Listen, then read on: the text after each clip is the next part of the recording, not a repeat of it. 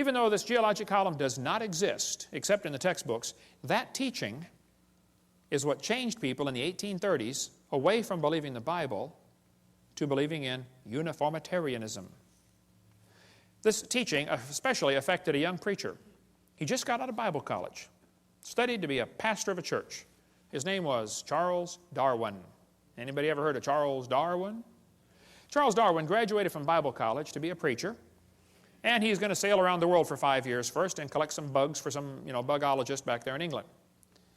Charlie brought some books with him. He brought his Bible, of course. He just got out of Bible college. And he brought this brand new book, Principles of Geology. Charlie said that book changed his life forever. He later wrote to a friend and said, "Disbelief crept over me slowly. I felt no distress." He slowly lost his faith in the Bible. As Darwin sailed around the world, he stopped off at the Galapagos Islands. Here on those islands, he noticed there were 14 different varieties of finches. Little tiny bird with a little tiny beak. But the beak shapes were different. Now the Grants went there and studied them and said, wow, during dry years, the beak is 1/10 of a millimeter thicker, and during wet years, it's 1/10 of a millimeter thinner. But it always averages back out. 1/10 of a millimeter. Do you know how much that is? Not much. Darwin looked at the birds and said, you know what?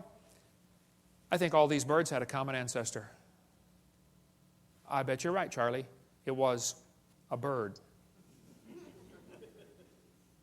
And then Charlie said, well, maybe this proves that birds and bananas are related. You say, oh, he never said that. He sure did. I knew you wouldn't believe me, so I brought his book. It's right here.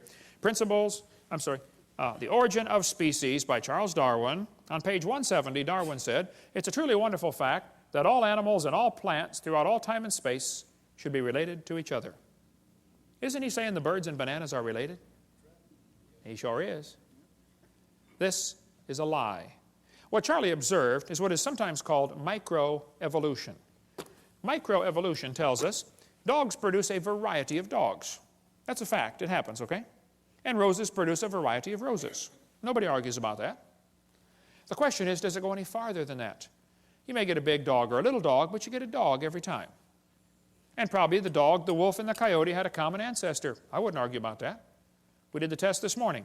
Had a 5-year-old girl. Said, okay, here we have a dog, a wolf, a coyote, and a banana. Which one is not like the others? She got it. The banana. We got college professors can't figure that out.